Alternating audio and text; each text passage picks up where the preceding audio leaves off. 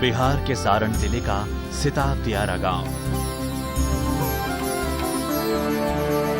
इतिहास का चमकता दर्पण सिताब दियारा में इठला रहा था। ऐतिहासिक दर्पण की इस आभा से एक कर्मयोगी को जन्म लेना था। वो तारीख भी आ गई जब 11 अक्टूबर 1902 को जयप्रकाश नारायण का जन्म हुआ, जो आगे चलकर जेपी के नाम से मशहूर हुए।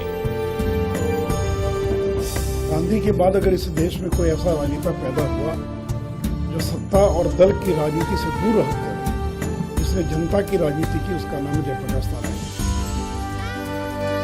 जयप्रकाश का जन्म अत्यंत साधारण परिवार में हुआ। प्रारंभिक शिक्षा पूरी की, फिर बिहार के विद्यापीठ में शामिल हुए। ये तकदीर का तकाजा था कि ऊंची तालीम दिलाने की ताकत परिवार में नहीं थी। यही अभाव ताकत भी दे रहा था। होटल में वेटर का काम किया, लेकिन पढ़ाई जारी रखी। ऊंची तालीम के लिए अमेरिका गए। साल 1922 से 1929 के बीच का था, जब जेपी ने कैलिफोर्निया विश्वविद्यालय से समाज शास्त्र का अध्ययन किया, एमए की डिग्री हासिल की। मुख्य है कि अमेरिका जाकर के जो उन्होंने पढ़ाई की, उसमें जो संघर्ष उन्होंने किया पढ़ने के लिए, क्योंकि उनके पास पैसे नहीं थे, तो उसमें फूल के बगीचे से लेकर के होटल में वेटर तक का काम करना पड़ता था उनको। और इतना ज़्यादा अर्थ का संकट था कि वो दिन में काम करते थे, रात में पढ़ाई करते थे। इस कारण से अनुपस्थित भी रहना पड़ता था। हालांकि वो टॉप किए थे, वो इसके बावजूद टॉप कर गए थे और 4 विश्वविद्यालयों में उनकी पढ़ाई की थी। 1929 में जेपी अमेरिका से लौटे। दिल में भारत को आजाद देखने की लौ चल रही थी। भारतीय स्वतंत्रता संग्राम भी तेजी पर था। जयप्रकाश ने भारतीय स्वतंत्रता संग्राम में कूदने का निश्चय किया। यही जेपी की मुलाकात महात्मा गांधी और जवाहरलाल नेहरू से होती है। जब वो पटना में पढ़ते थे, इंटर के विद्यार्थी थे साइंस के, तो देश में कोलाहल था और उन्होंने एक सभा में भाषण सुना मौलाना आज़ाद और जवाहरलाल नेहरू का। इसमें मौलाना आज़ाद के भाषण ने उनके मन को झकझोर दिया, जिसका यह संदेश था कि अगर आप आदर्शवादी नौजवान हैं तो देश के काम आना चाहिए। वो देश अपने नौजवानों को अपनाएगा, चूमेगा जो उसकी आज़ादी के लिए आगे निकलेंगे। और उसी समय असहयोग आंदोलन का भी माहौल था। जेपी जिस इलाके के थे, बलिया छपरा, ये इलाका बागियों का इलाका था। राष्ट्रीय आंदोलन की वहाँ गहरी परछाई और छाप थी। और गांधी जी और जवाहरलाल, सुभाष बाबू, इनकी गूंज हो ही रही थी। असहयोग आंदोलन का माहौल था।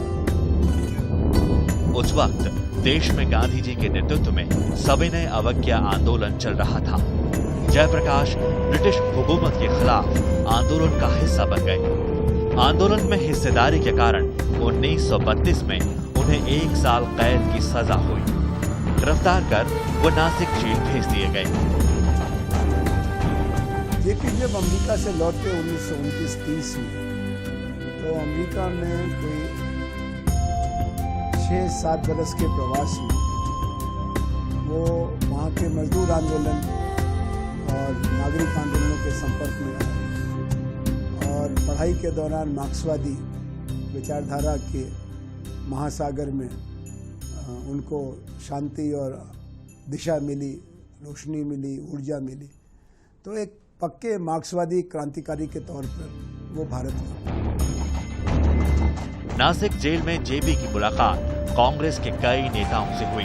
जेल की इस मुलाकात ने कांग्रेस सोशलिस्ट पार्टी की नींव रखी, जो भारतीय स्वतंत्रता संग्राम का नेतृत्व करने वाला भारतीय राष्ट्रीय कांग्रेस के भीतर का एक वामपंथी समूह था, जो समाजवाद में विश्वास रखता था। जब कांग्रेस ने 1934 में चुनाव में हिस्सा लेने का फैसला लिया, जेपी और सोशलिस्ट पार्टी ने इसका विरोध किया। कांग्रेस के असूल अलग हैं, हमारे अलग हैं, तो ये जो दुनिया को या लोगों को पिक्चर जाती है हमारी तरफ से वो ठीक नहीं है। तो हम तो सोशलिस्ट पार्टी और हम यकीन करते हैं कि भाई ये जो मीन्स ऑफ प्रोडक्शन, ये पब्लिक सेक्टर होना चाहिए वगैरह, क्योंकि कांग्रेस की पॉलिसी मिक्स इकोनॉमी थी, उनकी पॉलिसी थी कि भाई ये जो सोशलिज्म है। इनके मन में एक बात आई कि एक ऐसी पार्टी हो जो विचारधारा जिसकी मार्क्सवादी हो, लेकिन वो राष्ट्रीय स्वाधीनता संग्राम में हिस्सा ले सके। इस तरह की विचारधारा के कुछ लोग स्वाधीनता संग्राम के दरमियान जेल में बंद थे और नासिक जेल में थे, जिसमें बहुत बड़े बड़े नेता थे, मीनू मसानी थे, जयप्रकाश नारायण थे, अच्युत पटवर्धन। इन लोगों ने वहीं पर विचार किया कि एक पार्टी ऐसी बने जो कांग्रेस के अंदर हो लेकिन विचारधारा उसकी साम्यवादी हो, और इस कारण 1934 में इस पार्टी का गठन हुआ। द्वितीय विश्व युद्ध में ग्रेट ब्रिटेन के पक्ष में भारत की भागीदारी का विरोध किया। 1939 में जयप्रकाश दोबारा गिरफ्तार कर हजारीबाग जेल भेज दिए गए। मौका पाकर जयप्रकाश अपने 6 सहयोगियों के साथ जेल परिसर लांघने में सफल हुए। उनकी नाराजगी ये थी कि एक योजना बनाई जानी चाहिए कि अगर हम सबको जेल में बंद कर देती है सरकार, जो कि होता है, तो फिर आंदोलन कैसे आगे चलाया जाएगा। तो इनके अंदर भी बेचैनी थी, ये भी बंद थे, तो उन्होंने हजारीबाग जेल में जो है उस बड़ी योजना बनाई और 6 लोग उसमें भागे। 1943 में जयप्रकाश और राम मनोहर लोहिया दोनों गिरफ्तार कर लिए गए, किंतु फिर फरार हो गए। जयप्रकाश जी रावलपिंडी पहुंचे और अपना नाम बदल लिया, किंतु ट्रेन में सफर करने के दौरान उन्हें दोबारा गिरफ्तार कर लिया गया। जयप्रकाश को लाहौर की काल कोठरियों में रखा गया। 1945 में उन्हें आगरा सेंट्रल जेल भेज दिया गया।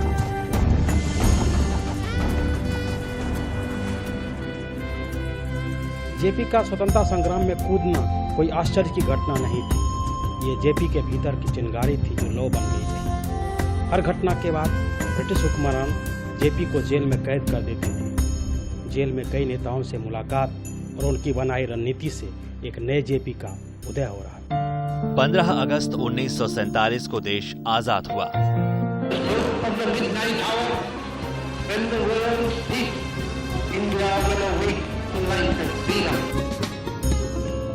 आजादी के बाद जयप्रकाश नारायण ने आचार्य नरेंद्र देव के साथ मिलकर 1948 में कांग्रेस के समाजवादी दल का नेतृत्व किया। बाद में गांधीवादी दल के साथ मिलकर समाजवादी सोशलिस्ट पार्टी की स्थापना की। इस बंटवारे में कांग्रेस वर्किंग कमेटी में गांधी के पीछे जेपी खड़े पाए गए। जिन थोड़े से लोगों ने बंटवारे के खिलाफ वोट किया, उसमें जयप्रकाश नारायण, खान अब्दुल गफ्फार खां, अच्युत पटवर्धन, डॉक्टर राम मनोहर लोहिया का नाम आज भी स्वर्ण अक्षरों में लिखा हुआ है। इसी तरह से जो संविधान सभा बनी, जिसमें सरदार पटेल, जयप्रकाश जी, राजेंद्र बाबू शामिल हुए, इस संविधान सभा के प्रति भी जेपी की उस समय के क्रांतिकारियों जैसी कोई आस्था नहीं थी। आजादी के बाद देश में सरकार बनी। जवाहरलाल नेहरू प्रधानमंत्री चुने गए। नेहरू जयप्रकाश को सरकार में जगह देना चाहते थे, लेकिन जेपी सत्ता की चकाचौंध से दूर रहना चाहते थे। जेपी के बेमिसाल राजनीतिक जीवन का यह सबसे बड़ा पहलू था कि उन्हें सत्ता से मोह नहीं था। नेहरू की कोशिश के बावजूद जेपी मंत्रिमंडल में शामिल नहीं हुए। वह सत्ता में पारदर्शिता और जनता के प्रति जवाबदेही सुनिश्चित करना चाहते थे। लोकनायक जयप्रकाश नारायण को मैं ऋषि मानता हूं। वो व्यक्ति चाहते तो भारत के प्रधानमंत्री बन सकते थे। नेहरू जी उनको ला रहे थे 52 में ही, और ये चर्चा थी कि उनको प्रधानमंत्री बनाया जाएगा। उनका नाम राष्ट्रपति के रूप में चला था। और 1977 में जब जनता पार्टी की इतनी ऐतिहासिक विजय हुई थी, तो अपने खराब स्वास्थ्य के बावजूद वो एक बार कहते कि प्रधानमंत्री मैं बनूंगा, तो बनते, क्योंकि जनता ने उनको वोट दिया। जब मंत्रिमंडल बना शुरू में, तो जवाहरलाल नेहरू जो प्राइम मिनिस्टर थे, उन्होंने हर किस्म के लिए श्यामा प्रसाद मुखर्जी को लिया, कि चाहे वो हिंदू महासभा थे, वो एक ऐसी कैबिनेट बना रहे थे जिसमें हर थॉट हो।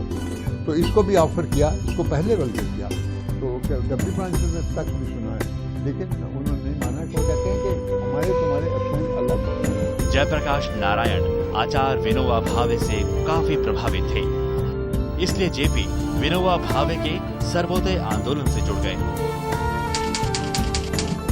19 अप्रैल 1954 को गया में उन्होंने विनोबा भावे के सर्वोदय आंदोलन के लिए जीवन समर्पित करने की घोषणा की। 1957 में उन्होंने लोक नीति के पक्ष में राजनीति छोड़ने का निर्णय लिया। एक बात मैं साफ कर देना चाहूँगा कि भले ही वो सत्ता की राजनीति से अलग हो गए थे, सर्वोदय में चले गए, जीवन दान कर दिया, नेहरू के मंत्रिमंडल में मतलब बुलाए जाने पर भी वो नहीं गए, वो तमाम कहानियाँ हैं। ये तो गांधी के बाद वो अकेले व्यक्ति थे जिन्होंने ऐसा किया, लेकिन उन्होंने कभी सामाजिक जो सरोकार थी वो खत्म नहीं हुआ। वो हमेशा उस पर चिंतित रहते थे। बुनियादी परिवर्तन की तलाश में सर्वोदय आंदोलन से जोड़ दिया और विनोबा के नेतृत्व में चल रहे उस क्रांतिकारी अहिंसक नवनिर्माण आंदोलन के प्रथम जीवनदानी बने। 60 के दशक में वे राजनीति में दोबारा सक्रिय हुए। 1974 में किसानों के बिहार आंदोलन में उन्होंने तत्कालीन राज्य सरकार से इस्तीफे की मांग की। छात्रों और जनता के आंदोलन में जो मुख्य बात उठाई गई थी वो यह थी कि प्रशासनिक और चुनाव संबंधी सुधार किए जाएं, जिससे कि चुनाव सस्ते हों, सही तौर पर प्रतिनिधित्व संभव हो और प्रशासन जनता के निकट आए। एक अन्य महत्वपूर्ण मांग शिक्षा संबंधी सुधारों के बारे में थी कि शिक्षा प्रणाली को इस तरह गठित किया जाए कि उसका सीधा संबंध देश की समस्याओं के साथ हो और शिक्षा प्राप्त आदमी देश की समस्याओं से बेहतर तरह से निपट सकें। भारतीय इतिहास में ऐसे बहुत कम लोग हुए हैं जिनको इतिहास ने जीवन में 2-2 बार मौका दिया है। जेपी उसी तरह के अपवाद थे। 42 के क्रांतिकारी और 74 के लोकनायक।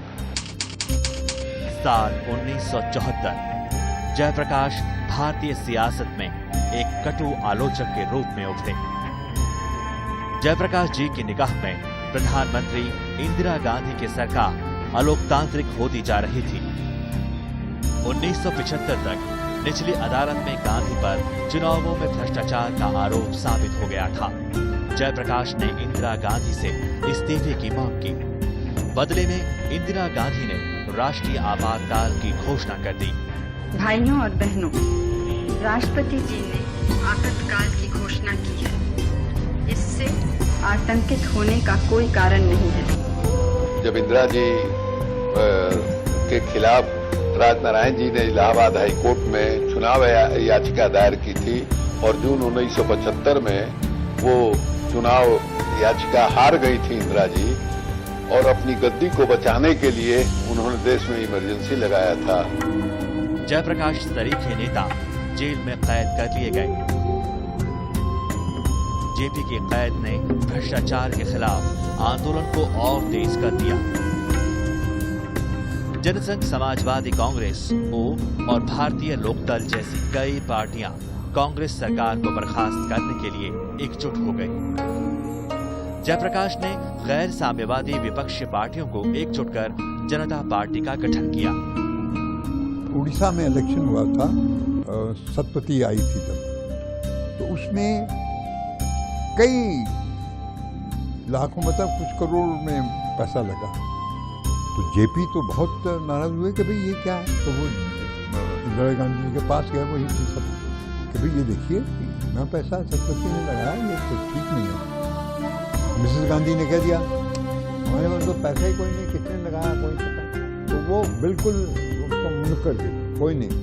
तो ये जो जब जेपी ने देखा तो तब उन्होंने ये सवाल उठाया। जयप्रकाश नारायण सत्ता की राजनीति से दूर रहना चाहते थे, लेकिन महात्मा गांधी और विनोबा भावे की पाठशाला ने उन्हें जन जन का नेता बना दिया था। जयप्रकाश अब लोकनायक हो चुके थे। 1977 में जब देश में आम चुनाव हुए तो जयप्रकाश नारायण ने इंदिरा गांधी की सरकार को धूल चटा दी और देश में पहली बार एक गैर कांग्रेसी सरकार बनी। कांग्रेस सरकार के खिलाफ लोगों का गुस्सा चरम पर था। पटना में जनता सड़क पर उतर आई। छात्रों का दस्ता आंदोलित हो रहा था। लालू, नीतीश, शरद यादव, सुशील मोदी, मुलायम सिंह यादव और रामविलास पासवान जैसे छात्र नेता आंदोलन में सक्रिय थे, लेकिन नेतृत्व का संकट सामने था। हम लोगों ने छात्र संघर्ष का श्री गणेश किया था। 18 मार्च को पटना में घेराव हुआ था, छात्र नेताओं का संमेलन किया था और बाद में जेपी को हम लोगों ने आग्रह किया। और जेपी को लगता था अगर राजनीति को बदलना है तो हमें छात्रों को प्रोत्साहित करना पड़ेगा। उम्मीदें जेपी पर टिकी थी। जयप्रकाश को नेतृत्व के लिए कहा गया।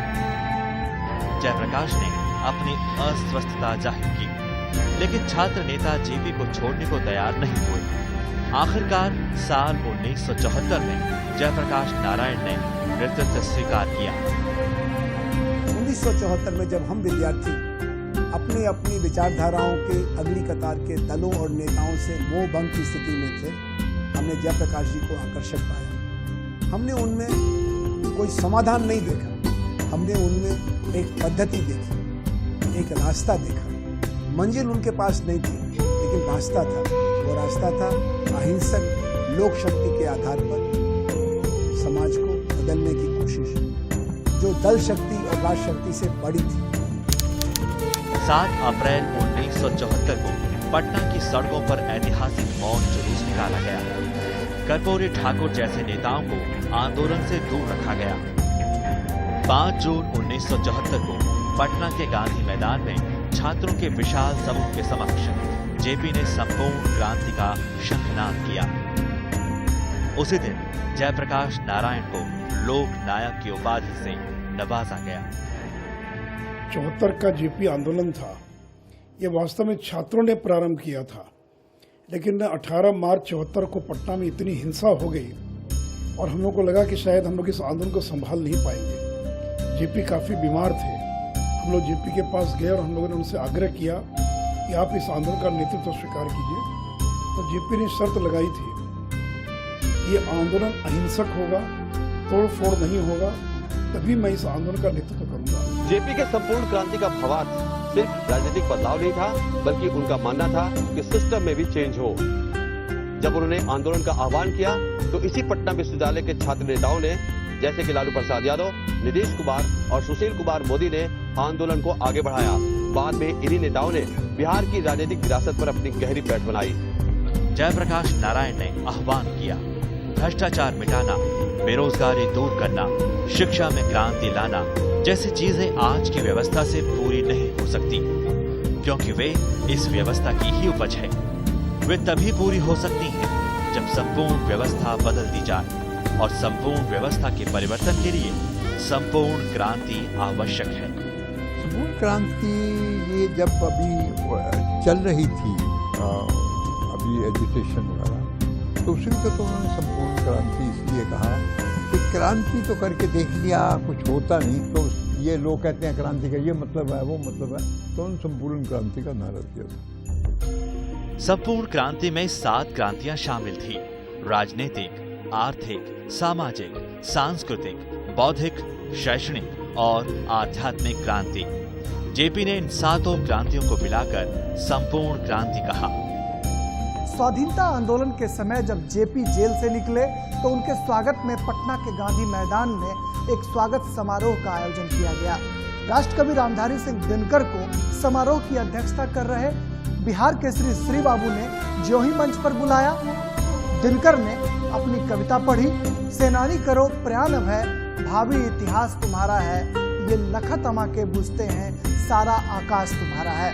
दिनकर के मन में जेपी के प्रति असीम संभावनाएं दिखती थी। शायद यही वजह थी कि जीवन के अंतिम दिनों में जब दिनकर बालाजी के दर्शन के लिए तिरुपति गए तो उन्होंने बालाजी से कहा कि हे बालाजी, मुझे मौत दे दो और मेरी शेष उम्र जेपी को दे देना। संपूर्ण क्रांति की तपिश इतनी भयानक थी कि केंद्र में कांग्रेस को सत्ता से हाथ धोना पड़ा। जयप्रकाश नारायण की हुक्कार पर नौजवानों का जत्था सड़कों पर निकल पड़ा था। बिहार से उठी संपूर्ण क्रांति की चिंगारी देश के कोने कोने में आग बनकर भड़क उठी थी। जयप्रकाश घर घर में क्रांति का पर्याय बन चुके थे। मिसेस इंदिरा गांधी एक अथॉरिटेरियन रास्ते पर चल रही थी। दूसरा, भ्रष्टाचार बहुत था, लेकिन कोई और मुकाबले में नहीं था जिसकी इतनी क्रेडिबिलिटी हो। तो जेपी ने उसका मुकाबला किया और तभी ये हुआ कि भाई जेपी एक पॉलिटिक्स में मोरालिटी लाना करती थी। मिसेस गांधी मोरालिटी के खिलाफ। वो देखो भविष्य पुकार रहा, वो दलित देश का त्राता है, स्वप्नों का दृष्टा जयप्रकाश भारत का भाग्य विधाता है। तो ये बात जब 77 के आंदोलन, जब जनता पार्टी की सरकार बनी, तब भी ये बात आई थी कि दिनकर ने 46 में जो बात कही कि स्वप्नों का दृष्टा जयप्रकाश भारत का भाग्य विधाता है, वो बात सही हो गई। साल 1977 देश में आम चुनाव हुए। जनता पार्टी को भारी सफलता मिली। आजादी के बाद देश में पहली गैर कांग्रेसी सरकार बनी।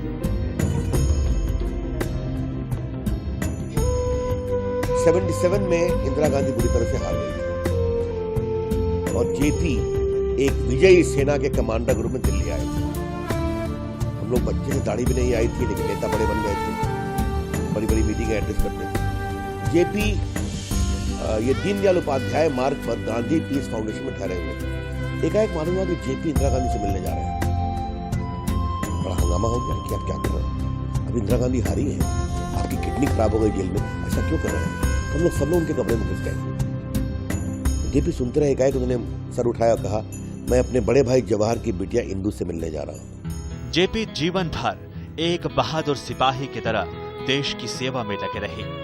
भारत के इस अमर सपूत ने 8 अक्टूबर 1979 को इस दुनिया को अलविदा कहा, लेकिन भारतीय जनमानस में जेपी आज भी जिंदा है। जेपी का सपना अगर साकार हुआ होता तो आज देश की यह स्थिति नहीं होती, गांव की यह स्थिति नहीं होती। और सपना साकार नहीं हुआ, इसके पीछे मैं समझता हूं कि जो जेपी के सो कॉल्ड अधिकांश शिष्य हैं, उन्हीं के कारण ऐसी स्थिति बनी। दिनकर की पंक्ति है जयप्रकाश वह नाम जिसे इतिहास आदर देता है, बढ़कर जिसके पद चिन्हों की उन पर अंकित कर देता है। कहते हैं जो यह प्रकाश को नहीं मरण से जो डरता है, ज्वाला को बुझते दे कुंड में कूद स्वयं जो पड़ता है।